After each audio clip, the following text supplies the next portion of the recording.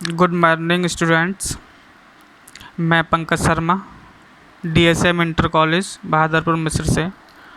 जैसा कि आपको ज्ञात है कि आपकी ऑनलाइन क्लासेस गवर्नमेंट की तरफ से स्टार्ट की जा रही हैं, तो उसी को आगे बढ़ाते हुए आज हम कक्षा 12 भौतिक विज्ञान की बात करेंगे।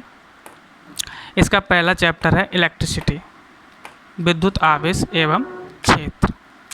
तो इस चैप्टर को स्टार्ट करने से पहले मैं आपको बता दूं कि चैप्टर में विद्युत आवेश एवं क्षेत्र स्थिर विद्युत की यानी इलेक्ट्रिसिटी का ही भाग है। ऐसा कुछ नहीं है कि कुछ नया आ गया, नहीं, वही है, उसी का एक छोटा सा क्या भाग है।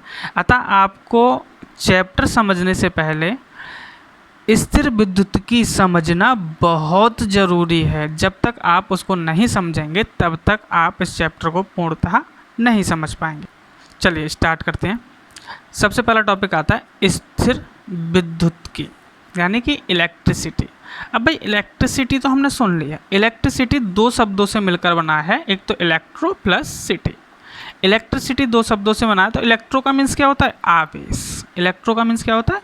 आवेश। प्लस सिटी का मीन्स होता है स्थिर। बात समझ में आई? इलेक्ट्रोसिटी यानी कि आवेश, स्थिर या स्थिर आवेश। इसकी परिभाषा है विज्ञान की वह शाखा जिसके अंतर्गत स्थिर आवेशों का अध्ययन किया जाता है स्थिर विद्युत की कहलाता है। स्थिर आवेशों का, जो आवेश हमारे स्थिर रहते हैं उनका अध्ययन किया जाता है। ठीक। विद्युत आवेश एवं क्षेत्र। अब बात करेंगे हम विद्युत के आवेश की और उसके क्षेत्रों की। किन किन क्षेत्रों में आवेश होते हैं और किन किन क्षेत्रों में विद्युत के आवेश होते हैं। ठीक है। Electricity, charges and field. English में अगर हम बात करें तो इलेक्ट्रिसिटी चार्जेस मीन्स आवेश एंड फील्ड मीन्स क्षेत्र। क्लियर। चलिए पहले हम बात कर लेते हैं विद्युत आवेश की, इलेक्ट्रिसिटी चार्ज। तो स्टार्ट करते हैं। विद्युत आवेश पदार्थ का वह गुण है जिसकी उपस्थिति में वह पदार्थ किसी अन्य वस्तु पर बल का अनुभव करता है। दोबारा से समझ लीजिए। विद्युत आवेश पदार्थ का वह गुण है, किसी आवेश का जो पदार्थ है उसका वह गुण है जिसकी उपस्थिति में पदार्थ किसी अन्य वस्तु पर बल का अनुभव करता है। जैसे कि देखो, पंखा होता है हमारे घर में, इलेक्ट्रिसिटी का पंखा जो होता है वो चुपचाप लटका रहता है, लेकिन जैसे ही उसमें विद्युत प्रवेश करती है और उस पर बल लगाती है तो वो क्या करता है? घूमना शुरू कर देता है। बस वही तो बात है। दूसरा एग्जाम्पल से समझ लेते हैं।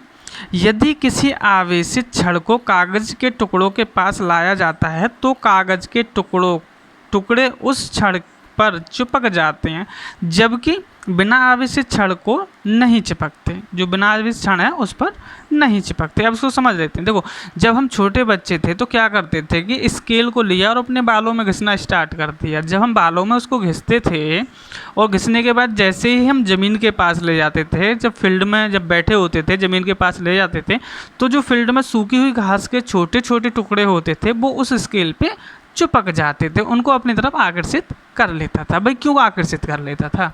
इसका कोई रीज़न होगा तभी तो आकर्षित कर रहा है। क्यों? क्योंकि बालों के घिसने से जो घर्षण बल जो हम घर्षण कर रहे हैं बालों में उस स्केल का, तो उसमें इलेक्ट्रिसिटी जनरेट हो रही है। और जब इलेक्ट्रिसिटी जनरेट हो गई तो जो आवेश हैं, जो कण पड़े हुए हैं, उनको अपनी ओर आकर्षित कर लेता है। जबकि हम नॉर्मल स्केल को अगर उसके आगे ले जाएं तो वो उसको आकर्षित नहीं करता। क्लियर हो गया पॉइंट? बिल्कुल। कॉपी पेन निकाल लें अपना और इस टॉपिक को नोट करते चलें। ठीक। जहाँ भी समझ में नहीं आए कमेंट बॉक्स में आप लिख दीजिए, मैं उसको दोबारा से समझा दूंगा, या मेरे व्हाट्सएप नंबर आपके पास है उस पर आप मैसेज कर दीजिए। चलिए अब बात करते हैं विद्युत आवेश की। आवेश दो प्रकार के होते हैं। आवेश कितने प्रकार के होते हैं? दो प्रकार के। एक होता है धन आवेश और दूसरा होता है ऋण आवेश। देखिए, इससे पहले जब हम क्लास में पढ़ रहे थे तो हमने एक नाभिक पढ़ा था, जो परमाणु मॉडल था उसको पढ़ा था। उसमें हमने बताया था कि नाभिक में जो होते हैं इलेक्ट्रॉन, जो प्रोटॉन और न्यूट्रॉन होते हैं, और नाभिक के चारों ओर इलेक्ट्रॉन होते हैं। तो इलेक्ट्रॉन के ऊपर जो चार्जेज होते हैं वो कौन से होते हैं? बताइए। बिल्कुल, नेगेटिव चार्जेस होते हैं। और जो प्रोटॉन होते हैं उनके पास कौन से होते हैं? पॉजिटिव चार्ज होते हैं। बहुत अच्छे। न्यूट्रॉन का पता चल गया, हमें प्रोटॉन का पता चल गया, सॉरी इलेक्ट्रॉन का पता चल गया और प्रोटॉन का पता चला गया। नेक्स्ट हो गया न्यूट्रॉन। न्यूट्रॉन पर कौन सा चार्ज होता है? उदासीन होता है, उसके ऊपर कोई चार्ज नहीं होता है। बात क्लियर हुई? चलिए आगे चलते हैं। अब बात कर लेते हैं विद्युत आवेश का जो एसआई मात्रक होता है वो क्या होता है। तो विद्युत आवेश का एसआई मात्रक क्या होता है? कूलाम होता है। सबको पता है? बहुत अच्छे। नेक्स्ट आगे हमें दिया हुआ है, यह एक अदिश राशि है। तो भाई अगर मैं बात करूं विद्युत आवेश कैसी राशि है, अगर तुमसे कोई पूछने लगता है कि विद्युत आवेश कैसी राशि है, तो हम कैसी राशि बताएंगे? अदिश राशि बताएंगे। इसका एक फॉर्मूला होता है, आवेश बराबर होता है धारा गुणा समय। धारा गुणा समय। तो आवेश को किससे डिनोट करते हैं हम? Q से डिनोट करते हैं। Q बराबर I इंटू टी। आई को किससे डिनोट करते हैं? आई को क्या कहते हैं हम? धारा कहते हैं। आई को क्या कहते हैं? धारा। और धारा को हम किस में मापते हैं? एम्पियर में। Q को आवेश, Q को क्या कहते हैं? आवेश। और आवेश को हम किस में नापते हैं? कूलाम में। उसके बाद समय T। T क्या है? समय। और समय की सबसे छोटी इकाई कौन सी होती है? सेकंड होती है। तो हम समय को किस में मापते हैं? सेकंड में मापते हैं। चलिए एक छोटा सा एग्जाम्पल ले लेते हैं, फिर आपके समझ में अच्छे से आ जाएगा। देखिए क्वेश्चन है, यदि किसी तार में 4 कूलाम आवेश 2 सेकंड के लिए बहता है तो धारा का मान ज्ञात कीजिए। तो धारा का मान क्या होगा? जैसा कि देखो अभी हमने क्या पढ़ा है, Q बराबर I इंटू टी। तो हम जानते हैं Q बराबर क्या है? I into T. I बराबर क्या हो गया भाई? जब हम I को इधर लेके आएंगे, सीधी सी बात है भाई, T को हम इधर लेके आएंगे। T का क्या कर दिया हमने? पक्षांतर। तो देखो T कहाँ पे है? यहाँ पे गुणा में है। और जब गुणा में है, जब ये दूसरे पक्ष में जाएगी, जब दूसरी तरफ जाएगी तो किस में पहुँच जाएगी? भाग में पहुँच जाएगी। और अगर भाग में होती है तो चीज़ किस में पहुँचती है? गुणा में पहुँचती है। ये बिल्कुल आप सबको अच्छे से आता है। तो क्या हो गया? I बराबर Q अपॉन टी। जहाँ Q बराबर कितना दे रखा है? 4 कूलाम, यानी कि 4C। T बराबर कितना दे रखा है? 2 सेकेंड, मतलब 2 सेकेंड। फॉर्मूला हमारा बन गया। क्या बन गया? I बराबर 4/2। भाई Q की वैल्यू हमने यहाँ रख दी और T की वैल्यू हमने यहाँ रख दी। तो धारा जो होगी, जब 2 से काटेंगे, 2 दूनी 4, तो I बराबर हो जाएगा 2A। धारा को हम किस में नापते हैं? अभी बताया था 1 मिनट पहले, एम्पियर में। बहुत अच्छे। तो आज का टॉपिक यही रहेगा, यहीं तक, और इससे आगे का कल कराएंगे। आप बने रहिए हमारे साथ। और जिन बच्चों को कोई दिक्कत आती है, कोई समस्या आती है, तो कमेंट बॉक्स में आप लिख सकते हैं या फिर मुझे मैसेज भी कर सकते हैं।